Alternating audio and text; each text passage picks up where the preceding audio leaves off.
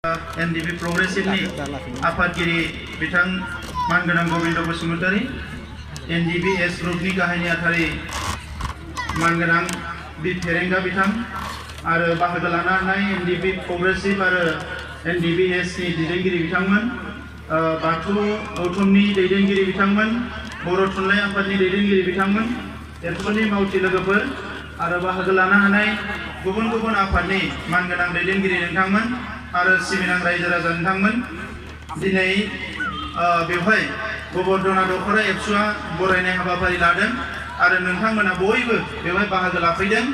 दा गिबियावनो आङो गोलाव सम बड'लेण्ड सोमावसारनायाव जायफ्रा मुंख्लं जालांबाय बिथांमोननि सोरगोआरि जिउ सोलेरा अराय सोरगोआव आलो गोजोनै थानो हायो, बेनि थाखाय इसोरनि खाथियाव आरज गाबबाय। जिखिनि मुंख्लं नखरफोर दङ बिथांमोना जोबोद खस्थ' मोननांबाय, बिथांमोननि खाथियावबो आंनि गोसो गोरबोनि दुखु मोननाय आरो सिबिनायखौ बावहरबाय। आरो बे गोलाव सम सोमावसारनायाव नोंथांमोन रायजो राजाया दुलाराय बर' फरायसा आफादनि हांख्रायनायाव सान्दुं अखा रेल लामा राजा लामा थांनानै गावनि पकेटनिफ्राय फैसा गारनानै सोमावसारनायाव बाहागो लाहैनाय बे गासैबो खस्थ' मोननांनाय दुखु मोननांनायनि थाखाय आं नोंथांमोननि खाथियाव खुलुमनायखौ बावहरबाय आरो जोंखौ फोथायनायनि थाखाय नोंथांमोननि खाथियाव आं अननायखौबो बावहरबाय। दा बे गोलाव समाव सोमावसारनायाव एनडीपीनि सोमावसारनाय, बीएलटीनि सोमावसारनाय, बै समाव पुलिस मिलिटारिया गामि गामि हाबनानै गोबां गाज्रि आखल जोंनि मानसिफोरखौ दिन्थिदों, बुख्रुब सुख्रुब खालामदों, जोंनि आइजोफ्राबो खस्थ' मोननांदों। दा बेनि थाखायनो नैबे समाव आङो गोथौ दुखु मोननायखौ आङो नोंथांमोननिसिम फोरमायहरबाय। दा मानगोनां रायजोफोर, थांनाय 27 जानुवारियाव जोंहा बिटिआर गोरोबथाया जानानै थांबाय आरो बेजोंनो जोंहा मोनसे गिदिरथार जेंना एनडीपीनि जेंनाया सुस्रांनायनि लामायाव फैबाय। बेजोंनो दिनै एनडीपीआ मोनसे मान सन्माननि गेजेरजों बे 33 बोसोर सोमावसारनायनि उनाव बेखौ मोनसे मोजां फोजोबथायाव लाबोनानै भारत सरकारजों आसाम सरकारजों गोरोबथा खालामनानै दिनै बिथांमोना लाइमोनफोर सेंग्राफोर जायफोर हाग्राबारियाव दङमोन न'आव फैफिननो हानाय जाबाय। दा जोङो मा लुबैदों रायजोफोर, दा बे समाव जोंहा सुक्तिया जाबायबाबो गोरोबथाया जाबायबाबो गोबां खामानि मावनांगौ दङ। मोनसेया जाबाय जोंनि गोबां जोहोलावफ्रा जेलाव दङ बिसोरखौ जों लासै लासैनो बरननांगोन, केसफोरखौ जोङो फोजोबनांगोन आरो बे जोहोलावफ्रा 33 बोसोर नांबोग्रा जोहोलावफ्रा न'आव फैफिननायनि लोगो लोगोनो बिथांमोननि जि रिहेबिलिटेसन अनसुंथाइ बेफोरखौ बिथांमोना मोननांगोन। आरो बेजों लोगोसे रायजो राजाफ्रा जे आलादा रायजो सोमावसारदोंमोन बिनि गुबै थांखियानो जाबाय जोङो हारिनि रैखाथि लुबैयो, जोंनि हारिनि जौगानाय लुबैयो, जोंनि हारिनि राव थुनलाइ थामोनथा सिनायथि गासैखौबो रैखाथि होनायजों लोगोसे जौगाजानो लुबैयो। दा बेवहायनो जोङो बयबो नैबे समाव बे गोरोबथायाव मा मोनखो मा मोनाखै आं बेखौ गोलाव बिजिरनो नागिराखै। जोंहा मानगोनां आदा गोविंद बसुमतारीया बे गासैखौबो नोंथांमोननि सिगाङाव फोरमायनानै होलांगोन। नाथाय दिनै साफा सानै मानसिफ्रा दिनै बुंदों जे बिटिआरआव जेबो गैया। दाख्लै जोंनि बारग' आफादगिरि खेबब्रै एमपि जानाय सानसुमा खुंगुर बसुमतारी, आं बिथांखौ अरायबो सिबियो, जोङो सिनियर मानसि होननानै बिथाङाबो माबा मिटिं लिंदों आरो बुंदों जे बे गोरोबथाया बिटिसिखौ खहा खालामनायनिसो खामानि मावगोन। दा मानगोनां रायजोफोर, बर' हारिनि खहा जानाय जोङो जेबो खामानि मावाखै।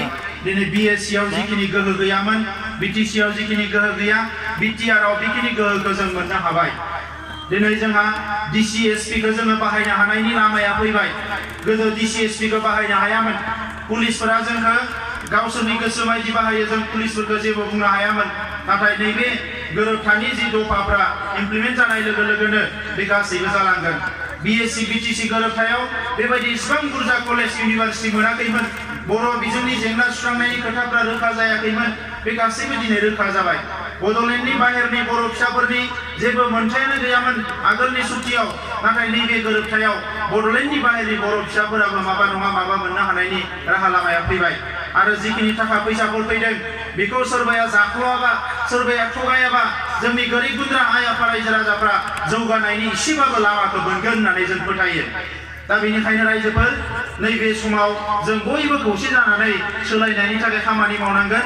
जोङो गोबां मिजिं थिदोंमोन, थांनाय 27 बोसोराव बर' फिसाफ्रानो सरकार सालायदों, ओंखायनो साख्रि बाख्रिफोरखौ मोजाङैनो होगोन, साख्रि बाख्रिनि नामाव फैसा लानाय नङा, जौगानायफ्रा मोजां जागोन जोंनि स्कुल कलेजनि जेंनाफ्रा जोबगोन गासैखौबो जों आसा फारिदोंमोन जोंनि आइजोफ्रा दिनै मैगं फाननानै फिथा फाननानै जानो गोनां जादों मैगं फाननाय दख'ना फाननाय फिथा फाननाया गाज्रि खोथा नङा नाथाय माइरं खेन्दासेनि थाखाय ओंखाम बोथिसेनि थाखाय न' बां गारनानै दिनै गुजरात हारियानायाव थांनाय बेसेबांबा राजा लामायाव रेल लामायाव जोंनि आइजोफ्रा अन्थाइ बुख्रेबनांनाय बेफोरसो दुखुनांथाव खोथा ओंखायनो दिनैसिम जिखिनि हाजार हाजार थाखा फैबाय बेफोरो मोगथाङाव महर मोननायखायनो सोरबाया जानायखायनो सोरबाया मन'नायखायनो बे हाबाफारिफ्रा जानानै फैयाखै ओंखायनो रायजोफोर नैबे समाव जों बयबो खौसे जानानै सोलायनायनि खामानि मावनांगोन सोलायनाय लाबोनांगोन आरो जि सरकार दङ बेवहाय बेखौ मोजां मानसिफोरनि आखायाव होनानै रायजो राजाया जाहाथे बेखौ सामलायनो हायो बेबायदि मोनसे थासारि दानांगोन आं गोलाव खोथा बुंला आं इसोरनि अबंलावरिनि खाथियाव आरज गाबबाय